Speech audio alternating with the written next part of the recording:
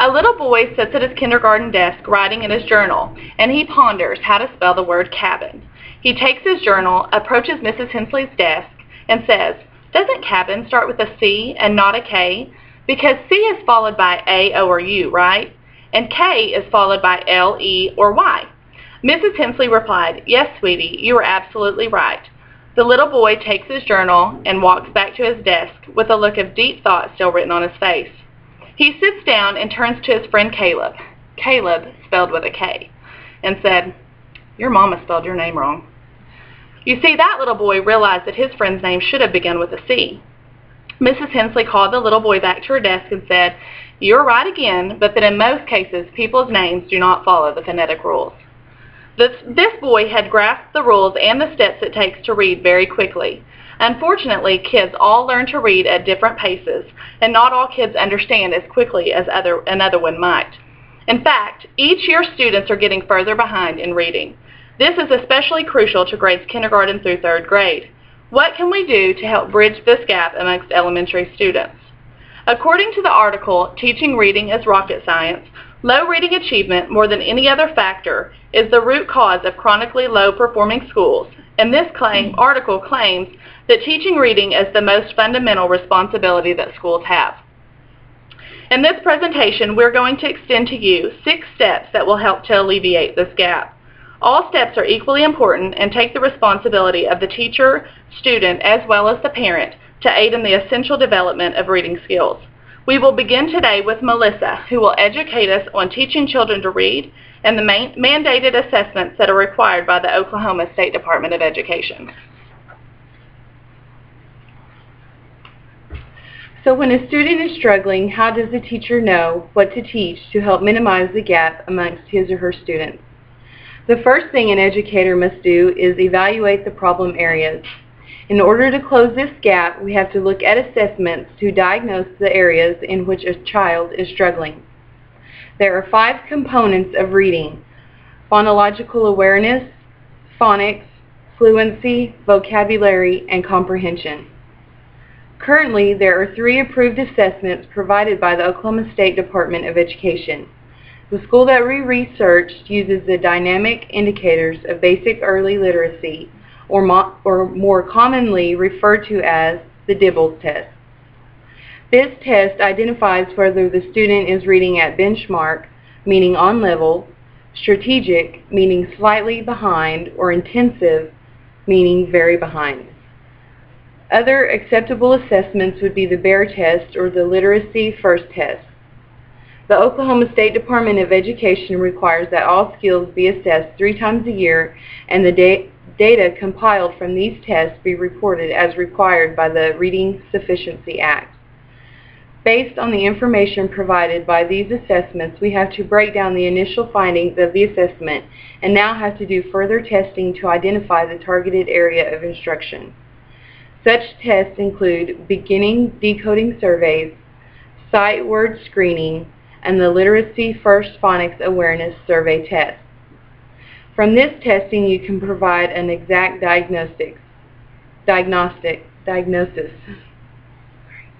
For example, does this child have problems with letter identification, letter sounds, vowel combinations, digraphs, or does the problem exist with just sight words, fluency, or comprehension?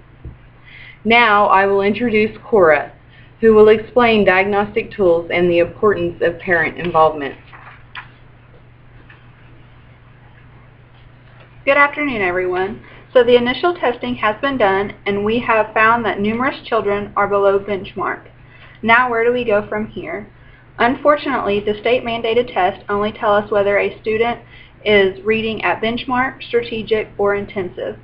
It takes further testing to identify the cause of the student's weakness. So we do further testing to break down and find the source. That is where diagnostic tools come in.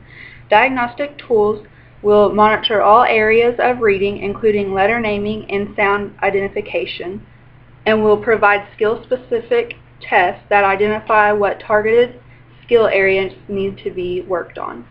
These tests can be informal or formal, meaning these tests can be something a teacher creates themselves or a company-based test. Once the test is completed, you will have a better diagnosis and can take further steps to help this child gain reading success. This can't just happen at school, though. This is a process that requires help at home as well. Parent involvement is key in helping students gain the knowledge to become better readers. For students to achieve success, it takes the encouragement of family. This may be overwhelming at first, but not to worry. Teachers can help parents by creating specific activities for parents to utilize.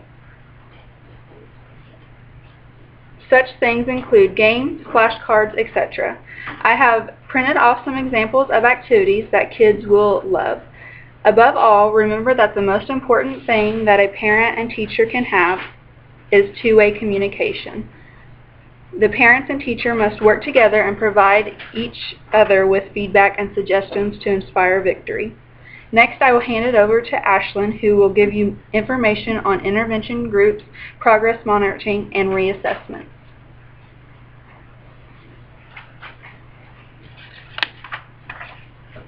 Thank you, Kora. I realize that we are throwing a lot of information your way, but we are on the home stretch, so to speak. The next thing teachers need to do is to develop intervention groups. These groups will be set up and designed based on the findings from the diagnostic tools. These groups usually range from 3 to 5 students, depending on the amount of students with trouble in the same areas. This is where teachers will begin to differentiate instruction so that each student can get what he or she needs to master certain skills. There are many tools available to aid teachers in these groups, and I'm going to give you some that we have found to be the most helpful. One such tool would be the West Virginia Phonics website. This site provides specially designed curriculum based on the student's specific need or needs. This website is phenomenal because it is already broken down into the precise targeted areas. Other sites include the Florida Center of Reading Research and the Texas Primary Reading Inventory. These sites provide specific lesson plans and games and activities that create fun ways to learn. During the intervention, group progress monitoring will be done either weekly or bi-weekly. To determine the progress made, this monitoring will tell us whether the student has mastered whatever the certain skill needed or whether further monitoring is necessary. Easy Reading Survey and EasyCBM.com can provide such tests and also provide different versions of the same test so that you never have to worry about students memorizing. I realize that we have thrown assessment after assessment at you, but please realize that these can be as quick as 5 or 10 minutes and are completely necessary to oversee growth. Once a student masters a certain skill they are working on, they will either be moved out of the intervention group or they will begin working on other skills that they are lacking. Now that the student's specific needs have been met and monitored, it is time to bring back those state-mandated tests and determine whether the student is now at benchmark. If benchmark has been met, then we have helped bridge the gap for one student. If not, we start the process again and continue to develop those skills. Finally, I will hand it over to Denise, who will review the process and give closing thoughts. Thank you, Ashlyn. I bet you are all feeling a little bombarded with information, right? Don't worry, just take it one step at a time. Remember, there are 5 components of reading: phonological awareness, phonics, fluency, vocabulary, and comprehension. Students have to excel in all these areas to become a developed reader. Bring to mind, we have broken this down into 6 steps.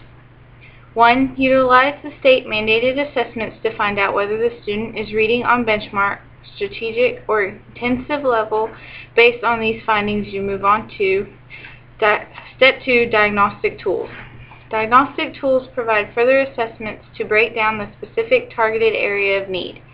From there, we will utilize those assessments to provide Step 3, parent involvement. Parent-involved activities and games get the family involved at home Remember, learning to read doesn't have to be all rules and no fun. These activities keep the kids excited about learning to read. Don't forget that the key to success is that two-way communication from parent to teacher. Now we move on to 4, setting up intervention groups. Remember, these groups should range from 3 to 5 kids based on each student's individual needs. This is also where the differentiated instruction begins. 5, don't forget to use those weekly or bi-weekly tests to determine the growth of the students. These tests do not have to be formal tests. They can be short 5 to 10 minute tests designed by the teacher. Once these targeted areas have been strengthened, we bring back 6, the state-mandated tests. For example, DIBELS, BEAR, or literacy. First, this second look will show what progress the student has made and whether they are now reading at benchmark, or will determine whether they need further assessments and intervention. Following these steps, we are certain we can help bridge the gap in these struggling readers. Thank you so much for your time today.